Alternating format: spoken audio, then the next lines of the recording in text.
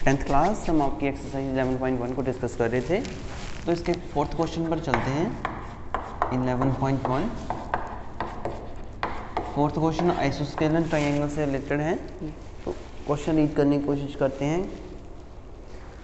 Construct an आइसोस्केल triangle whose base is 8 centimetre. तो base कितना उसने दे दिया 8 centimetre. Altitude and the altitude 4 centimeter.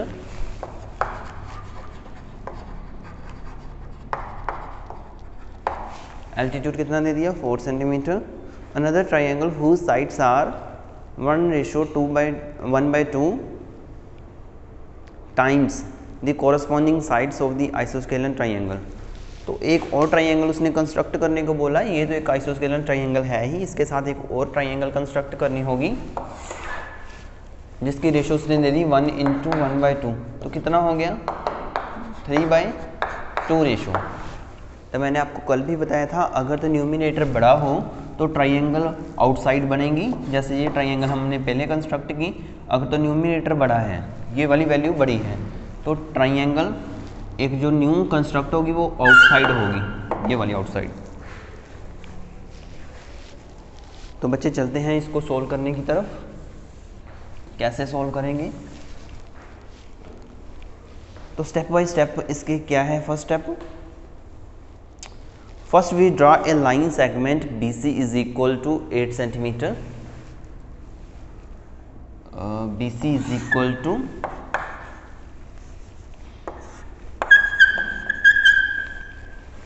Step 1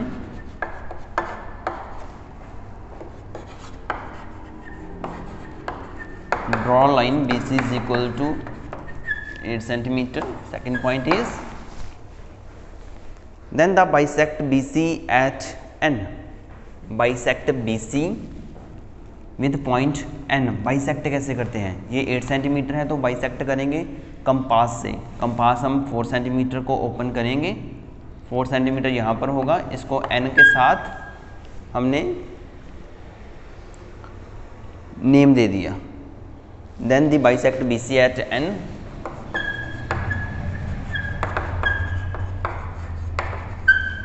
N point. Third part is then cut off the altitude NA is equal to 4 centimetre. तो ये भी altitude आपको कट करना पड़ेगा। यहाँ पर होता है एल्टीट्यूड यहाँ से यहाँ तक। एल्टीट्यूड इन द सेंस कि हाइट इसकी 4 सेंटीमीटर आप यहाँ से कट कर सकते हैं। Cut an altitude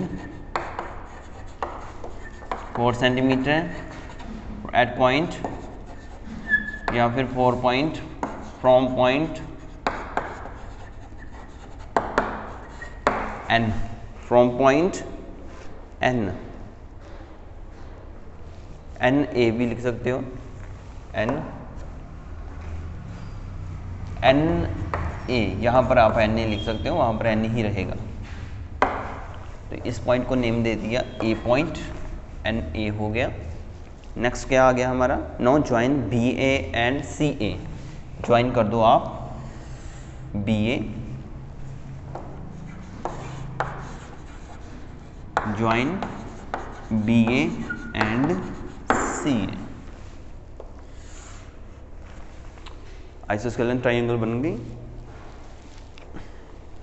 so ABC is a isosceles triangle whose base is 8 centimeter and altitude NA is equal to 4 centimeter। वही बात आप लिख लें यहाँ पर।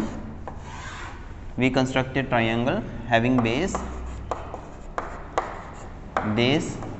BC is equal to 8 centimeter and altitude AN is equal to 4 centimetre. आप ये खुद लिख सकते हैं। नेक्स्ट स्टेप जो है वो मेन स्टेप है। We draw any ray BX making an acute angle with BC। We draw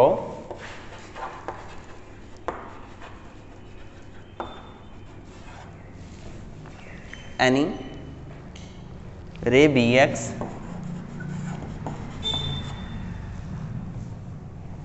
from point B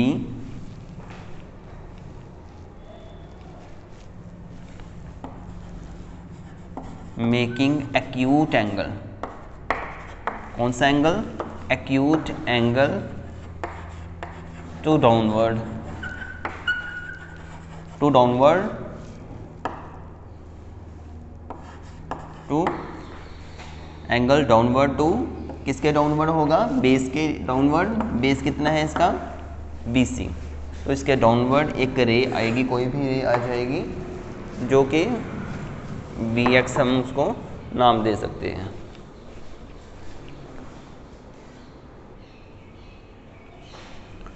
now we locate, now we locate 3 points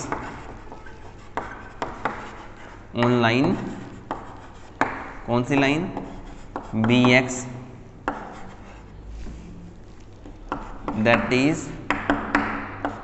B1, B2 and B3,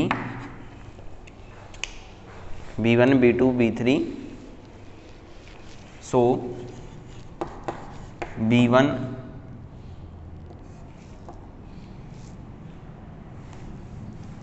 B1 is equal to B1 B2 is equal to B2 B3।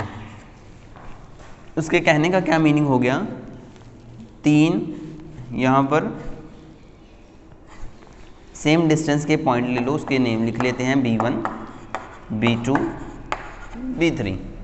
ये भी same है इसका result, ये भी इसके distance same है, ये भी इसका डिस्टेंस सेम होगा। नेक्स्ट क्या आ गया इसका,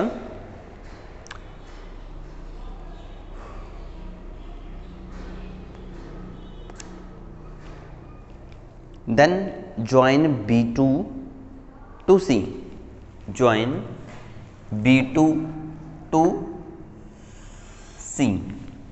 ये क्यों किया, क्योंकि मैंने बाहर वाली साइड एक ट्राइंगल क्रिएट करनी है, अंदर वाली साइड नहीं करनी, क्योंकि उसका कारण था कि न्यूमिनेटर बड़ा है डिनोमिनेटर छोटा, तो इसलिए मैं B2 को C के साथ मिला दूंगा। आप लिख सकते हैं पॉइंट, ज्वाइन B2 C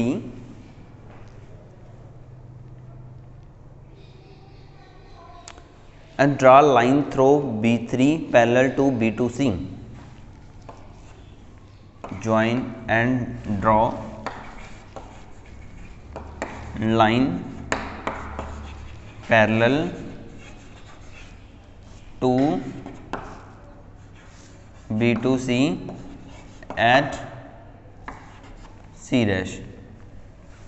यहाँ से फिर से हमने क्या करना है, इसके पैरेलल लाइन लगानी है। तो पैरेलल लाइन कैसे लगाते थे, मैंने आपको कल भी बताया था। यहाँ से स्केल लेना है आपने, बिल्कुल इसके पैरेलल, यहाँ पर भी पॉइंट आता है बिल्कुल उसके parallel.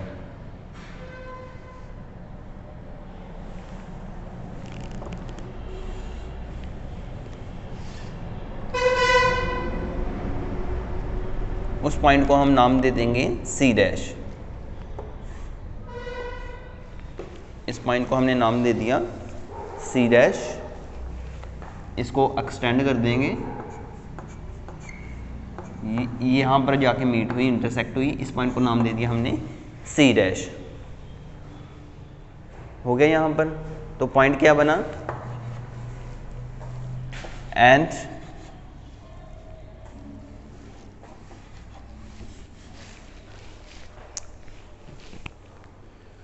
now draw a line through C dash parallel to CA, draw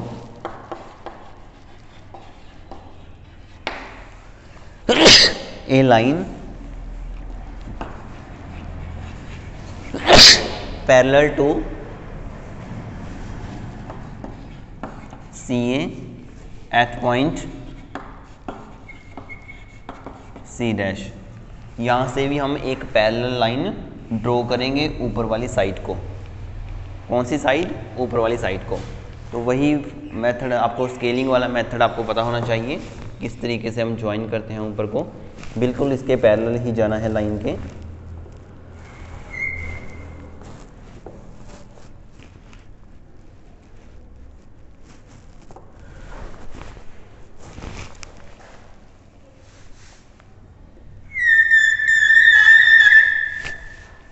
इस तरीके से आप इसको एक्सटेंड कर देंगे तो ये वाला पॉइंट ए डैश बन जाएगा जहाँ पर भी मीट होगा। And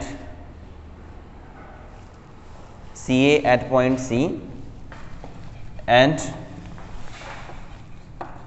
meet that point, meet on point, कौन से पॉइंट पर मीट करेंगी, ए डैश पर। Then A dash B C dash is required triangle. Then A dash B C dash is required triangle. तो बच्चे यहाँ तक इसकी कंस्ट्रक्शन कंप्लीट हो गई। फिर से समझा देता हूँ क्या किया था हमने। सबसे पहले हमने एक लाइन ड्रॉ की थी BC, फिर हमने उसका मिड पॉइंट निकाला था, वो N आया था। N का फिर से हमने ऊपर की तरफ एल्टीट्यूड हमने 4 सेंटीमीटर रखा। कंपास से आप 4 सेंटीमीटर लगा सकते हैं। फिर क्या किया हमने, B to A हमने ज्वाइन कर दिया, A to C ज्वाइन कर दिया। एक आइसोस्केलन ट्राइंगल होगी जिसकी सभी साइड्स इक्वल हो गई। उसके बाद हमने क्या किया, नीचे की तरफ एक रे ले ली हमने, जिसको हमने नेम दे दिया BX नेम दे दिया। उसके बाद क्या किया हमने, पॉइंट्स लगाने शुरू कर दिए इक्वल डिस्टेंस के, B dash B1 B2 B2 B3 equal distance के पॉइंट। तो हमने क्या किया, B2 को C के साथ मिला दिया। उसके बाद B3 को बिल्कुल उसके पैरेलल C डैश के साथ मिला दिया। फिर हमने क्या किया, यहाँ से ऊपर इसको एक्सटेंड किया बिल्कुल parallel to AC, A dash C dash बिल्कुल पैरेलल टू AC। तो हमारी कंस्ट्रक्शन कंप्लीट हो गई। बच्चे इसकी एक जस्टिफिकेशन है, वो आपको मैंने आपकी PDF प्रोवाइड कर दी थी, उससे देखकर कर सकते हो। अगर नहीं समझ आएगी जस्टिफिकेशन तो यहाँ से मैं आपको पिक्चर सेंड कर दूंगा। जस्टिफिकेशन में क्या होगा, हमने ये बताना है कि ये दो ट्राइंगल्स बनी हैं, कौन सी ट्राइंगल है, triangle ABC is approximately equal to triangle A dash B C dash. ये हमने प्रूव करना होता है कि ये दोनों इक्वल हैं, अप्रोक्सीमेटली इक्वल हैं। दैट मीन्स कि अगर ये आइसोस्केलन ट्राइंगल होगी तो ये भी एक आइसोस्केलन ट्राइंगल होगी। तो बच्चे कोशिश करें 11.1 को आज ही कंप्लीट करने की, मंडे को आपको सिलेबस मिल जाएगा। So till that keep watching videos, take care, stay home, stay safe.